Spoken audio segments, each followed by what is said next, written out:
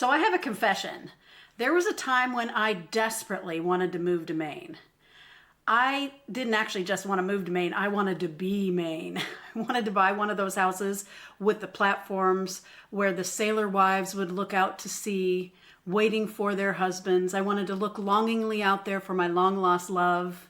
Well, I didn't have a long-lost love. I had just broken up with Mr. Wrong back in Los Angeles, and I wanted to be as far away as humanly possible from Los Angeles and from certain boys. So I looked at a map, and Maine was it. I was going to be mysterious. I was going to be like a hermit, a quirky, clean hermit, and people in the town would wonder about me. They would say, "Where is she from?" I had a whole plan, and I had planned the cute outfits. I was ready. Well, that was a while ago, but I'm not going to lie. That fantasy comes back every time things get hard.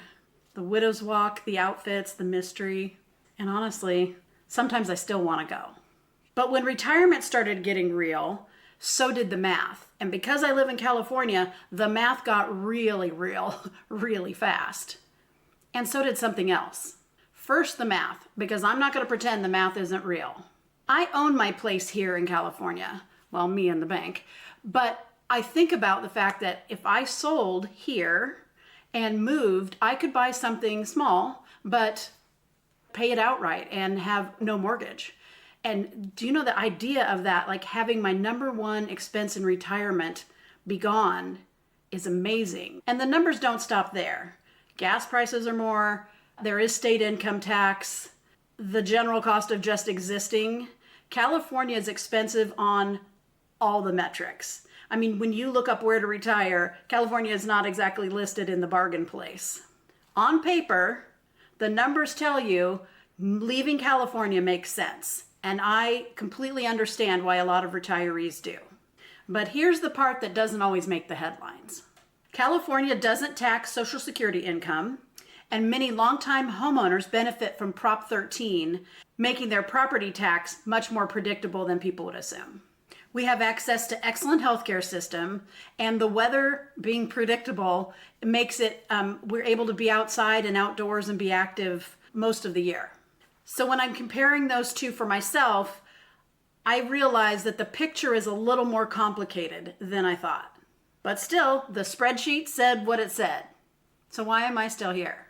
So I sat with that fantasy for a while, like really thought about it. And I started asking myself some honest questions. So you're out on your widow's walk. You're sufficiently intriguing the neighbors. Your outfits are on point. Then what? Because eventually I come inside. And we all know that I like to be alone. But alone all the time is, okay, great for a week, a month. But season after season, and when I'm a old lady, that started to feel like just alone. And I have spent enough time thinking about my life intentionally to know that there is a difference between this beautiful fantasy life, great outfits, and actually a life I want to live.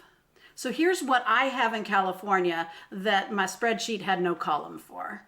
And that is, for one big thing, my ecclesial family. That's my church family. These are people that show up for me. I could Zoom from Maine, absolutely. But we know how that feels. We did that in 2020. Eventually, you miss human connection. And these are people that literally show up for me, that are there, that I enjoy being with. And remote just wouldn't quite be the same. And my neighborhood is getting some really cool construction-y things I won't go into, but it's becoming more walkable. And you know the weather here. I know people that don't live here eye roll, but it's predictable, it's wonderful. I know how to live in it. My body's used to it. My allergies are used to it. And I have great outfits for here. And that's what we call retirement infrastructure. I can't say that word. Infrastructure. That is what we call retirement infrastructure. And that is what I've built here. And let's be honest, I have done zero research on the Maine mosquito situation, nor the pollen situation. And I grew up in Indiana with terrible ragweed allergies. I don't do well with either of those things. And here in California, life is not trying to eat me alive from April to September. So there's that. And never mind the humidity that is terrible on my hair. I see you looking at me like I'm crazy, but here's the thing we do on this channel. We actually focus on what it is we want from retirement. What do you want from retirement? What is the actual core life you want to live? Retirement prep is not just a money thing. You have to clue in to what it is that you want, not just what makes sense on paper and not what everybody else is doing, not even what the numbers say, but what you want long term.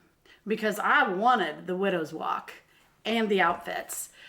But when I really examined what that was about, I mean, it's a very romantic ideal, very cool atmosphere. But what I was doing was wanting to run away, wanting to rebuild and redo, have a do-over.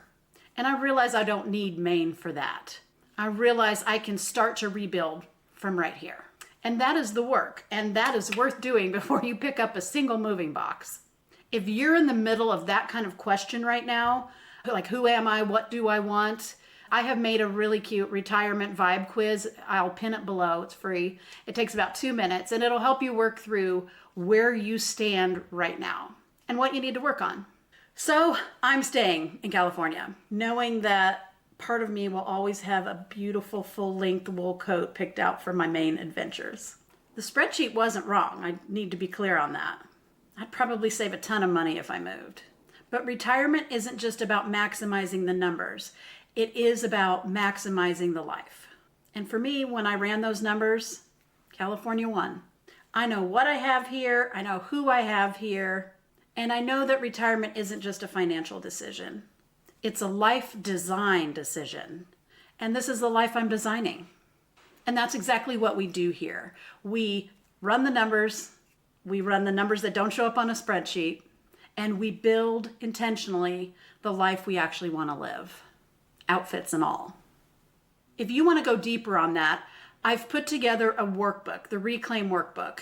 And it's some exercises that walk you through that exact plan. The dream, the reality check, and what comes next. The link is below. I have loved spending this time with you. Together, we're building a life we love. This is GenX Missy. Until next time. Okay, I gotta tell you something. So I was at work with a colleague who found out about my channel and she pulled it up on her phone right there.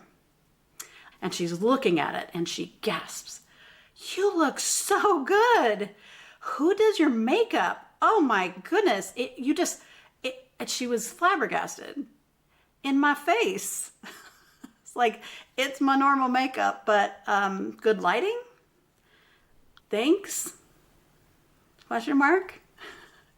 I mean, she went on and on. So apparently, if you see me in the wild, I apologize in advance. I'm horrendous in person. Yikes.